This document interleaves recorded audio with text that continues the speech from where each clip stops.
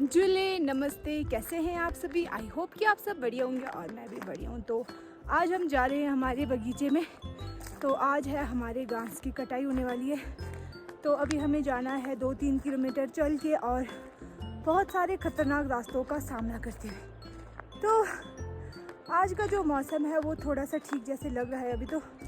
अभी है सुबह के 6 बजे। तो हम जा रहे हैं 6 बजे से। तो बाकी सारे लोग चले गए हैं सुबह सुबह। मेरी सास चली गई है सुबह जल्दी क्योंकि उन्होंने ब्रेकफास्ट बनाना था। तो मैं, सेवंग और मेरी ननंद, हम 3 अभी जा रहे हैं। तो चलिए चलते हैं और देखते हैं आज का दिन कैसे रहता है हमारा। तो आपको मैं दिखाती हूँ हमारे जो खतरनाक रास्ते हैं, कैसे हम चल कर जाते हैं और किस तरह से हमें इन रास्तों का सामना करना पड़ता है। तो सेवंग को लग गई थी प्यास, तो वो वहाँ पर पानी पी रही है अपनी बुआ के साथ। तो मैं जा रही हूँ आराम आराम से। तो चलिए चलते हैं बगीचे की ओर।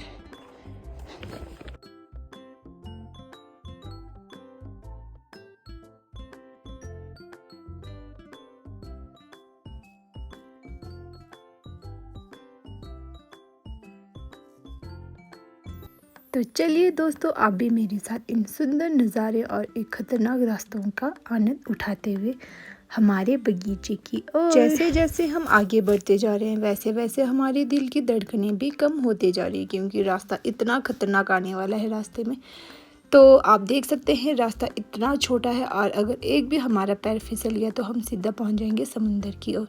तो ऐसे ऐसे रास्तों का हमें सामना करना पड़ता है और हमें अपने बगीचे की ओर जाना पड़ता है। बट हमारे इस रास्ते का कोई ना ध्यान देता है, ना ही हमारे गांव का कोई ख्याल रखने वाला है। तो हमें अपनी मौत को बुलावा देते हुए, अपनी मौत को दावे पे रखते हुए इन्हीं रास्ते में चलना पड़ता है। तो इन छोटे छोटे बच्चों के साथ और सामान के साथ हमें इसी रास्ते में जाना पड़ता है।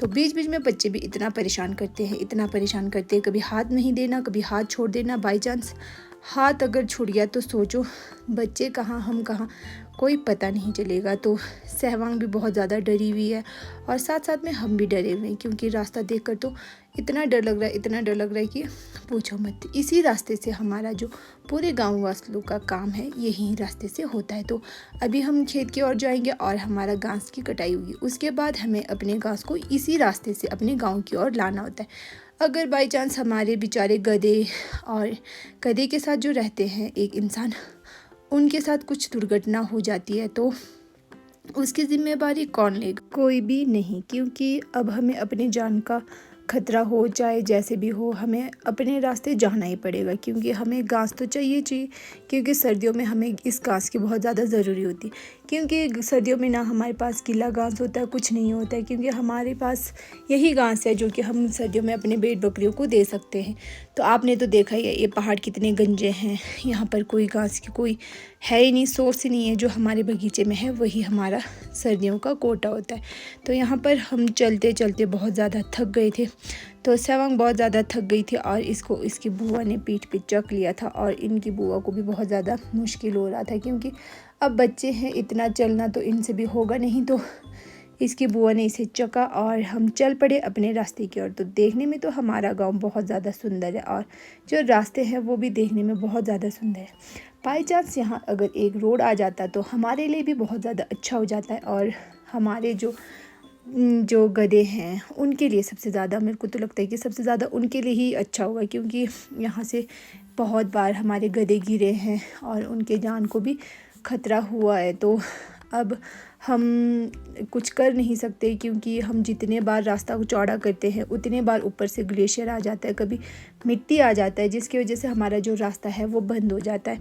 तो इंसान चलने लायक ही रास्ता बचता है, क्योंकि अब जितना निकालेंगे उतना जो पत्थर है, मिट्टी है, वो फिसल कर रास्ते को बंद कर ही देता है। तो ये जो आप रास्ता देख रहे हैं इसे बनाया हुआ रास्ता, मैंने सोचा कि ये जो रास्ता है वो पहले से अपने आप बना हुआ है। तो ये जो पहाड़ है इसे पहले लोगों ने काटा हुआ है और यहाँ से रास्ता निकाला हुआ है। तो यहाँ से शॉर्टकट का रास्ता होगा, तब जाके लोगों ने बनाया हुआ है। तो जितने भी आपको अभी तक का रास्ता दिखा है वो सारे पहले से लेकर अभी तक लोगों ने बना कर ही बनाया हुआ है। तो ये नहीं कि सरकार हमारे लिए एक रोड खोल दे, बस हमारे लिए अच्छा हो जाएगा, ताकि हम अपने सामान को, हमारे जो खेती बाड़ी है सबको अच्छे से संभाल पाएंगे। अगर हमारा रोड होगा तो हम रोज़ अप डाउन कर सकते हैं। अब इसी रास्ते को देखकर तो हमें बहुत ज़्यादा हमारे लिए भी खतरा है, और ये जो झूला है वो भी टूटा हुआ है, और झूला है उसमें भी खतरा है, और जो ये पुल है वो भी टूटा हुआ है। तो हर तरफ से खतरा ही खतरा है। तो चलो अब देखते हैं कब बनता है। रोड का तो कोई भरोसा नहीं है। तो हम चल पड़ते हैं अपने खेत की ओर, और हमारा जो खेत है वो हम पहुंचने वाले हैं। तो यहाँ पर जैसे ही हम पहुंचने वाले थे तो बहुत ज़्यादा गर्मी होना शुरू हो गया था। जैसे ही सुबह से हम आए थे 6 बजे, तो हम पहुँचे 8 बजे, तो बहुत ज़्यादा गर्मी होना शुरू हो गया था। तो आज का दिन तो होने वाला है बहुत ज़्यादा गर्मी से। तो इस साल बहुत ज़्यादा गर्मी लग रही है हमें यहाँ पर भी। तो लोग नीचे से ऊपर आते हैं गर्मियों में घूमने के लिए, ताकि यहाँ पे ठंड होती है इस वजह से। तो इस साल तो यहाँ भी ऐसे लग रही है जैसे टेम्परेचर बहुत ज़्यादा बढ़ गया है, तो हमें भी बहुत ज़्यादा मुश्किल हो रही है। तो हमें तो खेतों में ही जाना पड़ता है, चाहे वो पानी लगाना हो, चाहे वो घास काटना हो, चाहे जो भी हो, हमें खेतों में काम ही करना पड़ता है पूरे 6 महीने। और पूरे 6 महीने हम आराम करते हैं, क्योंकि हमारे पास कोई सोर्स नहीं है 6 महीने में, क्योंकि यहाँ पर बर्फ़ पड़ जाती है, जिसकी वजह से सारा चीज़ सूखा पड़ जाता है, और ठंड भी बहुत ज़्यादा हो जाती है, जिसकी वजह से हम कुछ नहीं कर सकते हैं।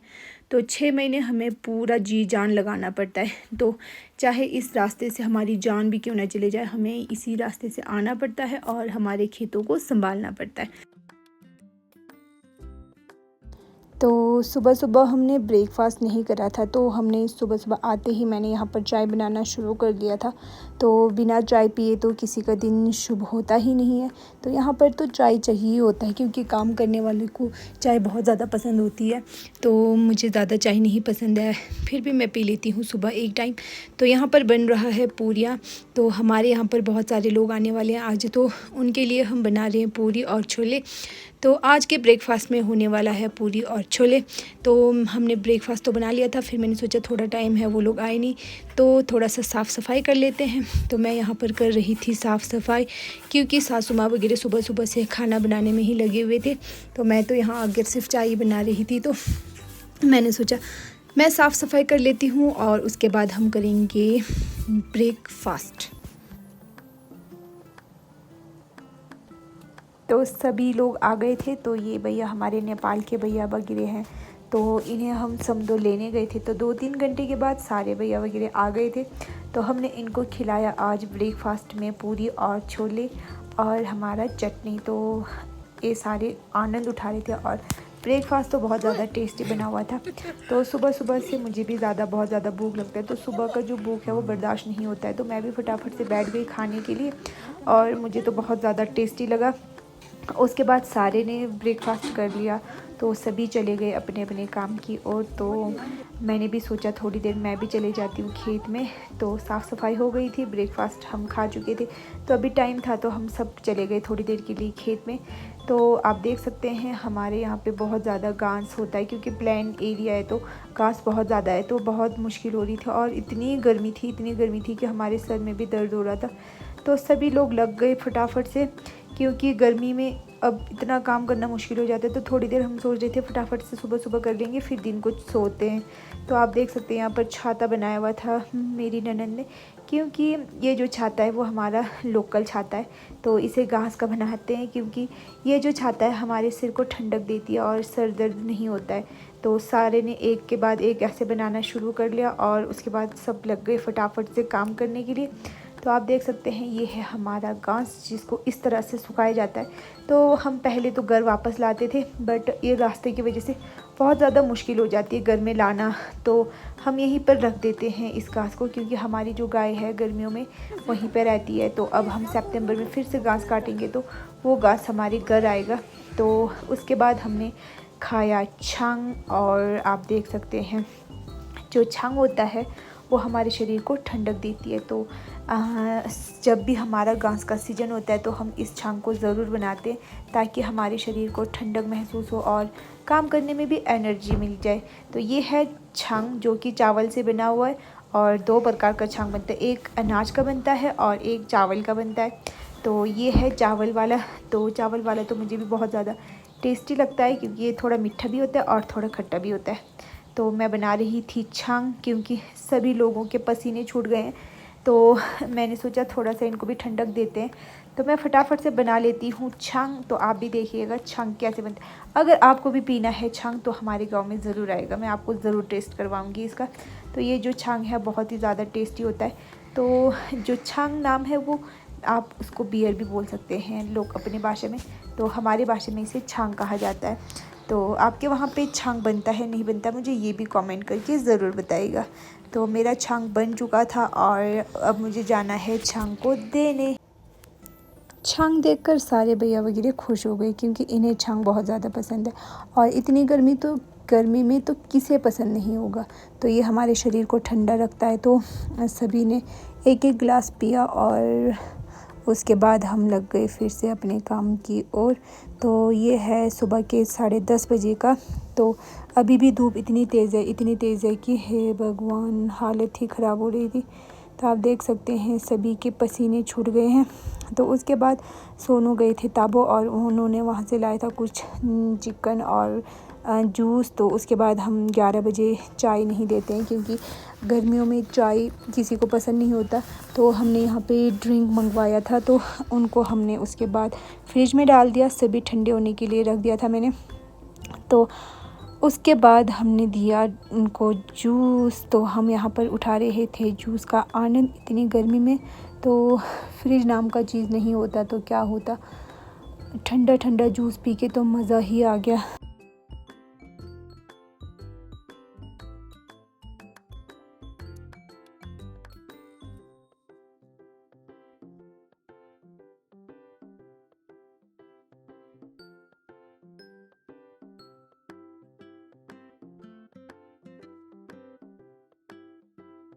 उसके बाद हम बनाने लग गए थे लंच और फटाफट से यहाँ पर हमारा लंच भी बन के तैयार होने वाला था और मैं बनाने लग गई थी रायता।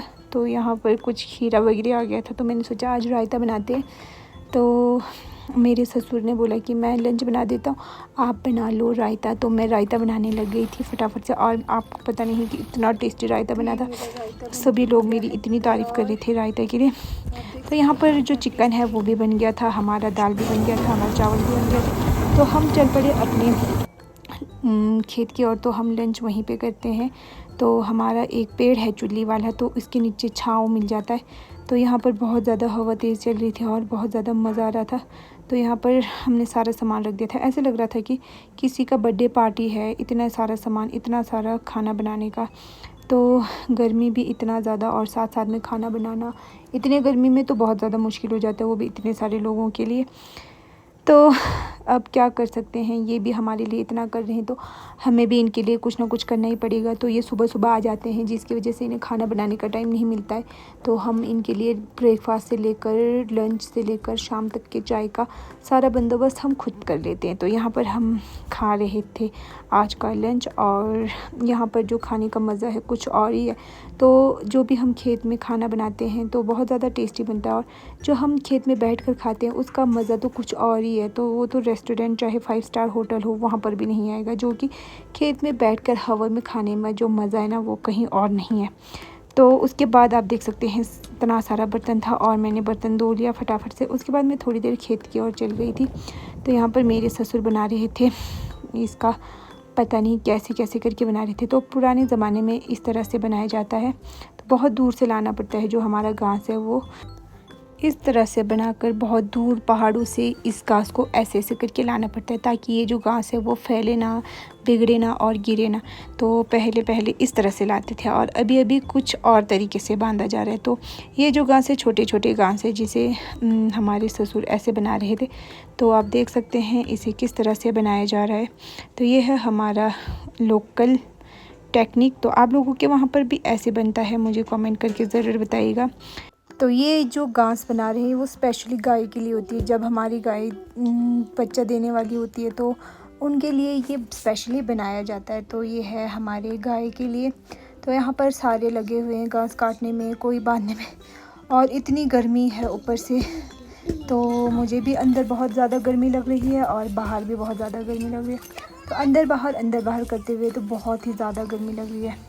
आप देख सकते हैं मेरी सासू माँ वगैरह कितनी मेहनत का काम कर रहे हैं, मेहनती लोग। तो बहुत ज़्यादा मेहनत का काम है हमारे किन्नौर में। तो आप लोगों के वहाँ भी इस तरह से मेहनत किया जाता है, मुझे बताइएगा ज़रूर। तो हमें तो बहुत मेहनत करना पड़ता है, बहुत ज़्यादा। तो ये देखिए आप, तो हमारे बड़े बुज़ुर्ग हमें कहते हैं कि बिना मेहनत के तुम्हें कुछ नहीं मिलेगा, अगर तुम मेहनत करोगे तो तुम्हें फल ज़रूर मिलेगा। तो ये मुझे लगता है कि ये सच्चाई है, क्योंकि बिना मेहनत के तो हमें कुछ भी नहीं मिलेगा। तो यहाँ पर मेहनत भी बहुत करना पड़ता है और फल भी हमें मिल जाता है। आने वाले टाइम में ये सब कुछ हमें ही संभालना पड़ेगा, पता नहीं कि हम खुद संभाल पाएंगे कि नहीं पाएंगे, क्योंकि जो हमारे बड़े बुज़ुर्ग हैं उन्होंने तो हमारे खेतों को बहुत अच्छे से संभाला है। अब ये ज़िम्मेदारी हमारी जब हो जाएगी तो मुझे नहीं लगता कि हम इसे अच्छे से संभाल पाएंगे जो ये संभालते हैं अभी इतने अच्छी तरह से। जैसे ही लंच किया हमने उसके बाद से मौसम ख़राब हो गया है, तो सब खुश हैं क्योंकि जो धूप है उसमें तो हमारा बर्दाश्त से बाहर है।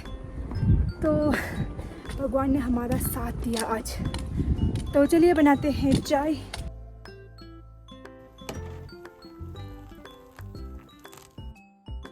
तो उसके बाद मैंने बनाया था फटाफट से चाय और मैं अपना फ़ोन अंदर ही भूल गई। उसके बाद सारे भैया वगैरह चले गए और हमें रुकना पड़ा वहीं पर हमारे खेत में। तो हमने बनाया रात को डिनर में मोमोज़। तो आज हम करेंगे डिनर में मोमोज़ पार्टी, क्योंकि हम थक गए थे और कुछ टेस्टी खाने का तो मन करता ही है।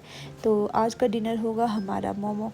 और आज की वीडियो आपको कैसी लगी मुझे कमेंट करके ज़रूर बताइएगा। और जो मेरे यूट्यूब चैनल पर नए हैं वो मेरे यूट्यूब चैनल पे ज़रूर सब्सक्राइब करें, और जो मेरी वीडियो को पसंद करते हैं वो कमेंट भी कर देना और शेयर भी कर देना। और नेक्स्ट वीडियो के लिए तो आपको वेट करना पड़ेगा, तब तक के लिए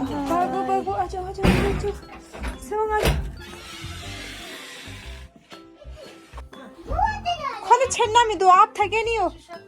गुड नाइट सवांग, गुड नाइट।